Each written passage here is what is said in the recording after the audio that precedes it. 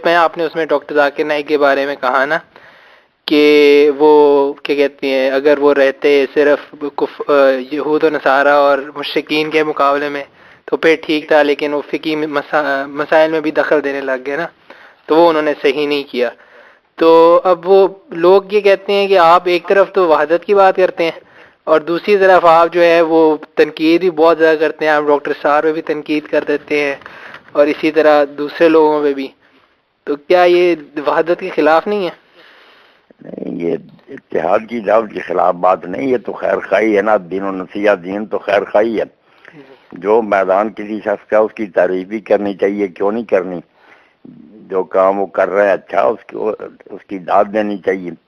باقی جو ان کا فیلڈ نہیں اس میں دخل نہیں نہ دینا چاہیے۔ ڈاکٹر سرار صاحب سے 2 مرتبہ ملاقات ہوئی، اللہ ان کو جنت میں اعلیٰ مقام دے، انہوں نے خود تسلیم کیا مجھے فقہ اور حدیث میں کوئی درک نہیں۔ تو یہی بات میں نے بعض برس کی کہ ڈاکٹر صاحب آپ ان چیزوں میں دخل نہ دیا کریں، رسالے لکھ دیتے ہیں نہیں حدیثوں کی بنیاد پر، حالانکہ وہ صحیح نہیں ہوتی۔ تو یہ برا بلا کہنے کی باتیں نہیں، خیر خواہی کی بات ہے کہ میرا بھائی وہی بات کرے۔ اب ڈاکٹر ذاکر نائک صاحب کے بیان جو ہے نا وہ ایک رضا کتاب کی شکل میں بھی چھپ گیا، بڑی مبسوط کتاب ہے، میں نے ساری پڑھی۔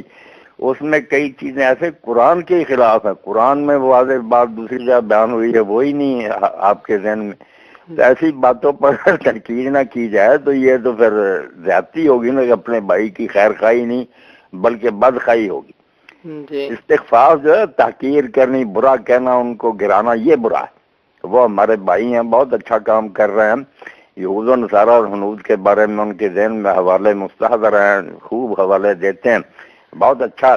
جی مگر یہ فقہی مسائل یا یہ دینی باتیں جو نا اگر ان کے بارے میں مطالعہ نہیں تو صاف کہہ دینا چاہیے کہ یہ میرا فیلڈ نہیں۔ بھائی بہت سے علماء دنیا میں موجود ہیں جو یہ باتیں جانتے ہیں، ان سے پوچھ لو۔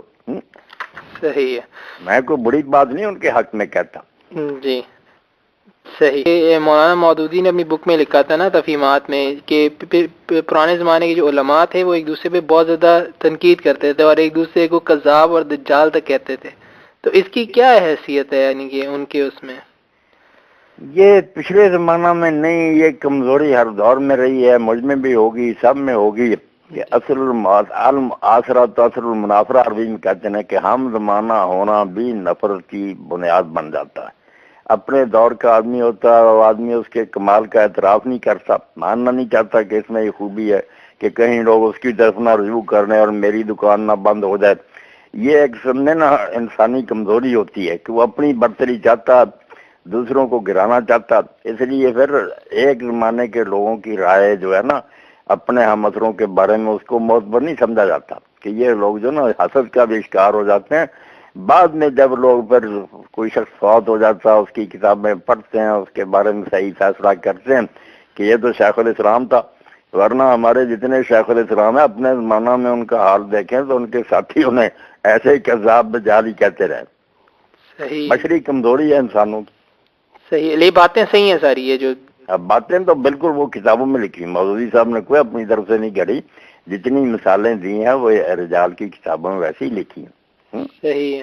امام بخاری رحمۃ اللہ علیہ تک کو لوگوں نے معاف نہیں کیا، ابو ذرا ابو حاتم اتنے بڑے راویوں کو پرکھنے والے ہیں، انہوں نے ان کو چھوڑ دیا تھا کہ ہم ان کی حدیث نہیں دیں گے۔ تو پھر اس زمانے کے لوگ سے ایک دوسرے سے ناراض بھی ہو جاتے ہیں۔